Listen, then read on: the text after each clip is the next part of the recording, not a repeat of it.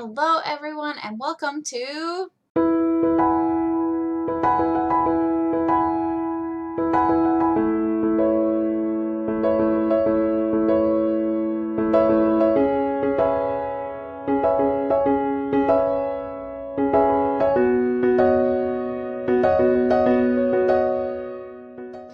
Per request. I thought I would start this week with a top 10, and the top 10 that we'll be doing this week is the top 10 books that I have read in the last year.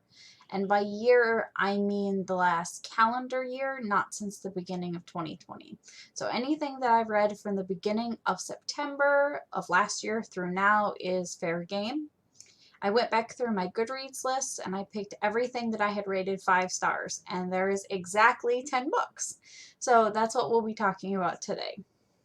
Okay, so the first book I want to talk about today is Five Dark Fates. This is the fourth book in the Three Dark Crowns series by Kendare.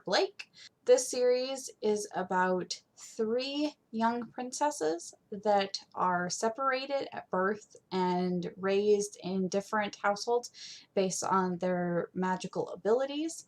Once these girls turn 16, they are forced to fight to the death over who will become queen. And despite what the society expects and what typically happens with these 3 queens, there's some chaos, and as a result, there are some unexpected twists and turns that come with the story that lead to there being 4 books. This is easily one of the best series I've ever read, maybe even my favorite series of all time. The writing is amazing. The plot is constantly twisting in ways that you are completely unexpected, and every time you think you know something about the story, the author changes it and things switch up. Nothing that you think you know is what you actually know. The second book I want to talk about is The Toll by Neal Shusterman. This is the 3rd book in the Scythe trilogy. This takes place in a far distant future where medicine has basically made people immortal. And as a result, there's a population crisis of sorts, and to remedy that, the society creates these things called scythes. And the entire purpose of a scythe is to decide which people die and how they die and the whole process. In the series, there is a strong connection between the scythes, which are effectively ungovernable, and the Thunderhead, which is the society's version of like a massive server in the sky that knows everything and can see everything. So while the Thunderhead, as the massive server, sees everything, it is not allowed to see anything related to the scythes, per their ordinance. So this creates some really interesting situations between 2 factions of scythes. One that believes that death should be empathetic, and they allow the person to say goodbye to their family. In the society, they call it gleaning instead of killing them in a very, understanding way. And there's another faction of scythes that believes in mass murder and chaos, and just kill as many people as you can. And it creates a lot of political tension between these 2 groups that build up into this final culmination of what happens in the 3rd book. The next book I want to talk about that I read is Gifted by H.A. Swain. This is a book that I checked out from the library this year.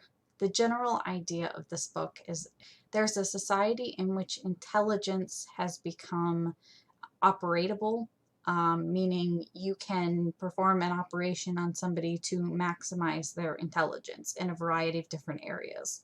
This particular society has a huge differential between your low-level everyday workers that are extremely poor and your upper-level elite who can afford these surgeries. And this creates a lot of class disparity. The thing that this particular book centers on is the idea that music is illegal in this society, for the general population to make, and only people who have had this advanced surgery are allowed to create music. And as the book goes on, you start to realize that all of the music that exists in the society is owned by one particular person. So it just talks about a huge monopoly on the music industry and how they can perform these surgeries to maximize somebody's musical potential. And it was just such an interesting and intriguing concept that it sucked me in. Okay, the next book I want to talk about is The Complication by Suzanne Young. This is I don't know if you can see it, this is the 6th book in the program series. This takes place in a society where there's a huge epidemic of suicide among teenagers, lots of rampant depression, and as a result, the adults in the society create this program that they think can cure these kids of their depression by erasing all of their depressed related memories. So all of the trauma they've experienced, anything hugely sad, the program erases those particular memories. The thing that's been super interesting about this series is that it switches focus between 3 different sets of pairs of characters who have gone through the program together at different times throughout the program's process, and the way the program evolves as a result of government interference and parent outrage, and sometimes even parent support. I believe this is the conclusion to the series, and it wrapped things up in such a fantastic way. The series was great. Okay, the next book I want to talk about is Queen of Nothing by Holly Black. This is the 3rd book in the Cruel Prince trilogy, and I think it's the best book I've read in 2020. So I bought The Cruel Prince for myself right before Christmas, and Jack bought me the trilogy in hardcovers. So I finished them off. This series centers around 2 human girls that are brought up in a world full of fairies. The fairy that raised them killed their mother because she ran away from him to be with a human man, which is how the girls come into existence. So when he kills off their mother, he takes the 2 girls back to the fairy world and they're raised there. And this kind of centers around their struggles to find a place in the fairy world. It particularly centers around one of the girls who has a lot of interest in becoming a knight in the society and a protector, and she spends a lot of time learning sword work and whatnot.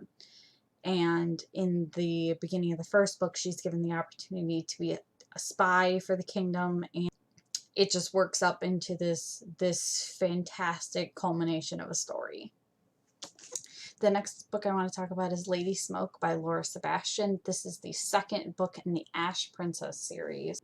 This story centers around 2 warring countries.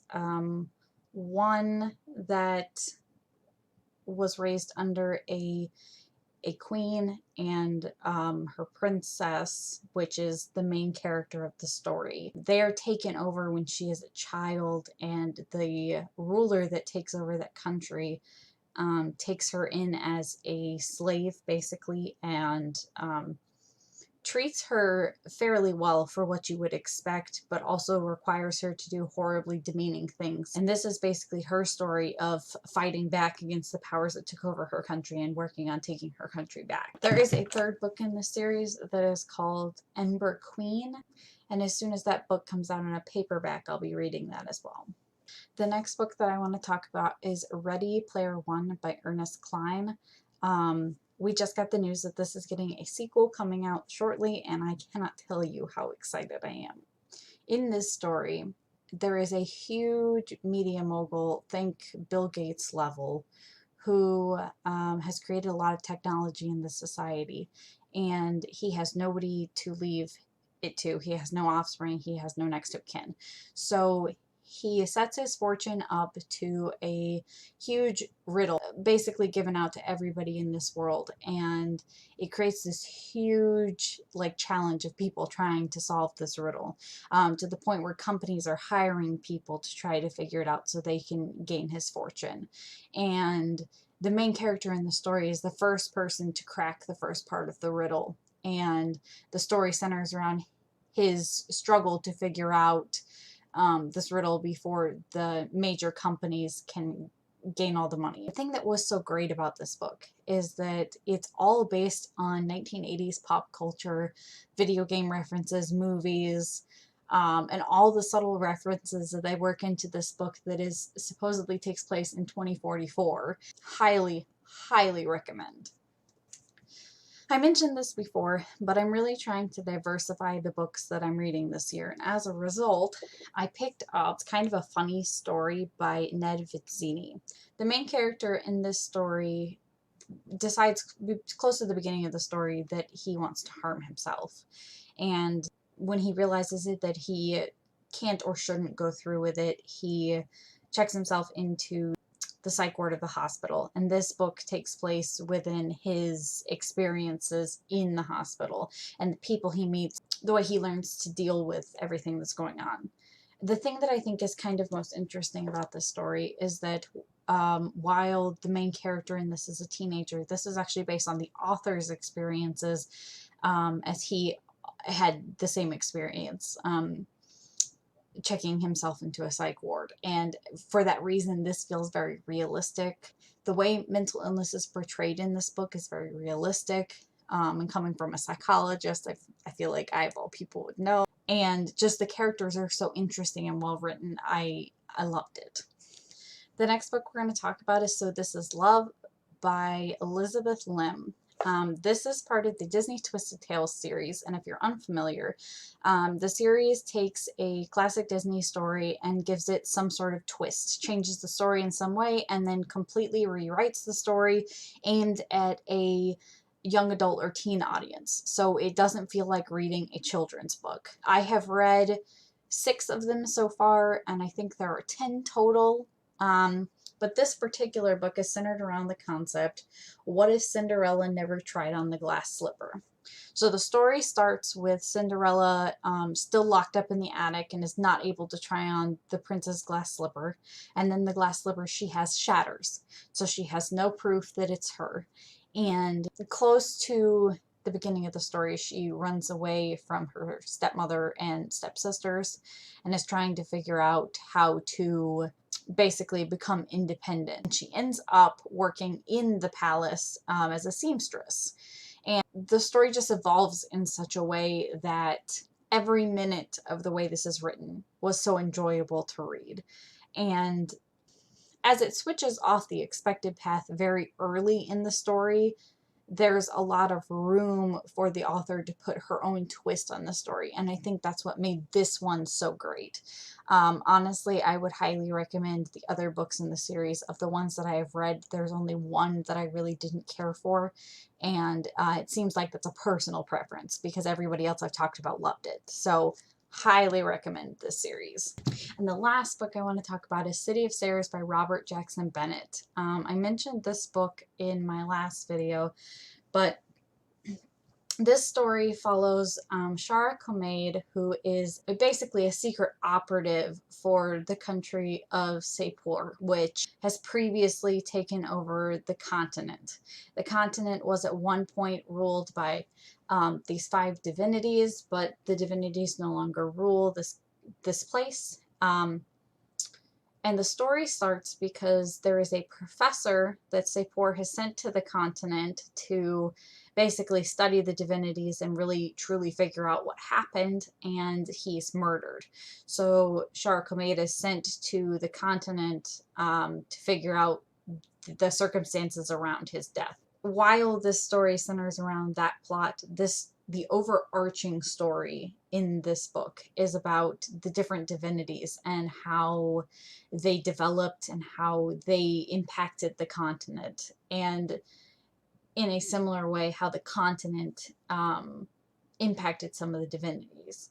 And this series has been enthralling. I have finished the first 2 books and I'm halfway through the 3rd book. So far from what I've read, City of Stairs is definitely my favorite in the series, but the other 2 books have also been excellent so far, and I cannot recommend that enough. So there we have it, the top 10 books that I've read in the last calendar year. Let me know if you guys have read any of these or your thoughts. Always up for talking about more books. If you have enjoyed my content so far, I have decided that I'm going to keep recording these, at least for the time being, because there seems to be a decent amount of interest. So feel free to subscribe and You'll get notifications as I post more videos. My goal is to post them again once a week, so I'm hoping to continue this trend. Let me know if there's anything in particular you'd like to see me record for next week, and I'll see you guys then.